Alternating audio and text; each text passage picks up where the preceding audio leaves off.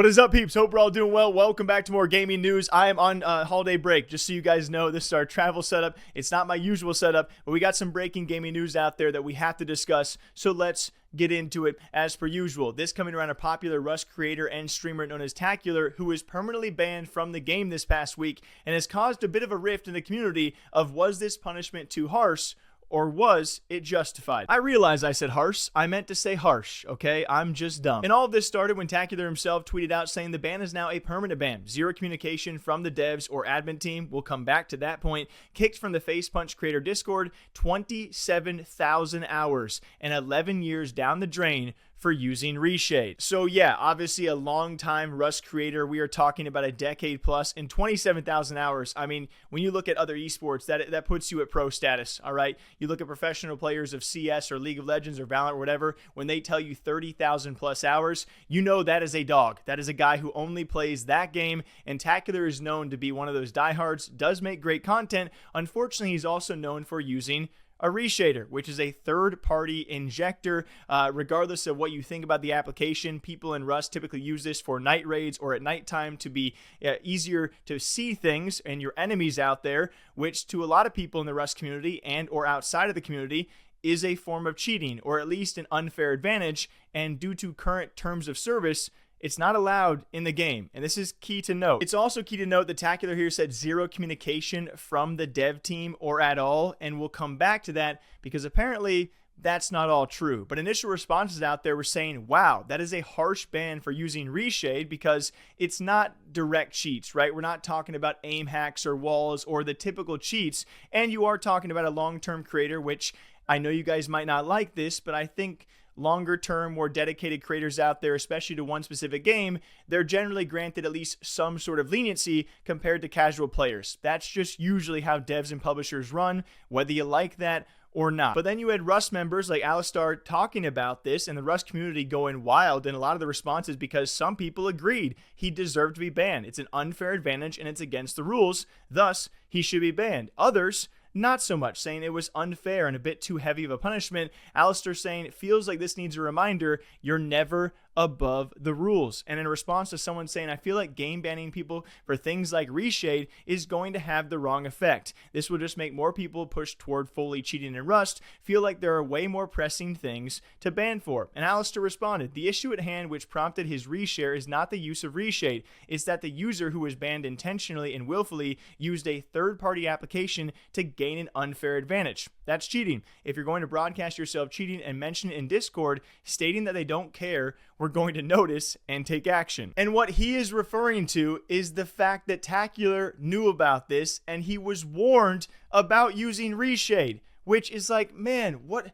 You were warned about this. And this apparently stems back to around November 15th, so several weeks back, to which in Discord he says, truthfully, I'm not going to stop using it. It helps with spotting white out in camos in the snow, and the nighttime boon is a plus. It's ridiculous we can complain about not being able to see, but God forbid you use a software that gives you a fighting chance. Maybe if visibility was worked on, people wouldn't have to use RESHADE. In a game where you grind hours to lose everything in seconds to someone you can't see is absolute BS, and you can't convince me otherwise. I don't eat my carrots. I'm not 15 anymore. I can't see crap. And so yeah, you had someone, a well-known creator who was warned about bans being, given for this, and just doubles down and says, I'm not going to stop using it.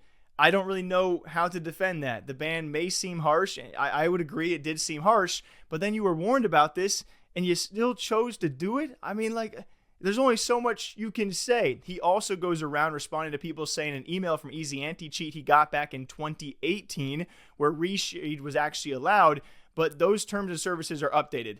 And nowadays, it's a well-known thing that these third-party applications / injectors are not allowed. It is breaking the rules, and he was also warned about this. He knew about this past 2018. So after all of that, Alistar then responded as it took off on social media. You guys saw this being posted a lot of places. I also posted about this, and he had a further response to clarify some things, saying this has become a hot topic where more context needs to be added. It has only become a debate because we banned a content creator. It blows my mind. It's even a debate. We ban thousands daily for cheating. No one blinks. We're told we need to take a tougher stance, do more, ban more, do better. We're trying. We ban a content creator, and it's now urged by many we should give give out warnings, have gentle chats before we issue bans to users who knowingly and willingly use third-party applications to gain an unfair advantage. Let's be clear, no one is above the rules. The creator knew that it was against the TOS. It was clarified to him back on 15th of November, to which he replied with noted. Recently, the creator in question said, truthfully, I'm not going to stop using it. Circumventing game mechanics with any third-party apps is cheating. Most certainly when someone streams themselves using a third-party application to gain an advantage, we can't and will not ignore it. Do we catch and ban everyone for cheating? No, but we usually eventually catch up in the ever-changing cat and mouse game of anti-cheat. If we have evidence such as broadcasting yourself to thousands of cheating, we will act. Many Rust creators have disappeared from the community with little to no notice over the past 10 years, with channels of over 400k subs because they got banned. They accepted the punishment and quietly disappeared. It's not easy to ban creators. We love them and want to support them as they support Rust. We're aware that this would strip them of a job, income, and protection, but we can't allow that to affect the integrity of what we do. Ultimately, no one is above the rules, creator or not. And I'm like, dang, like that is a great response. Like, respect it or not, like that is a great response. You warned the creator. He said he's going to keep on doing it. You really can't back down. Then when he continues to double down and do it, and then broadcasts it to thousands of others who are probably aware that he's doing it, if he did talk about it, like, you can't allow creators to promote that. It's a double-edged being a creator. Like, yes, some of them are more protected, but if you're going to broadcast yourself breaking the rules, they have to do something eventually. They got to slap you on the wrist, and this time they slapped hard. Like, you can't bite the hand that feeds you. That includes respecting their rules. And so I get that this is a tough situation that splits a lot of people out there, but I can't fault the Rust team and Alistair's response. It was a very well-worded response, in my opinion. So what do you guys think about Rust creator tacularr being permanently banned from the game after 11 years of playing and 27,000 hours for using RESHADE as an advantage? Till next time, hope you guys all enjoy. Thank you all for watching. Enjoy your holiday breaks. We'll be back to the regular desk setup sometime very soon, but until then, you get me in a bed. All right, till next time, take care. Ta-ta, bye-bye.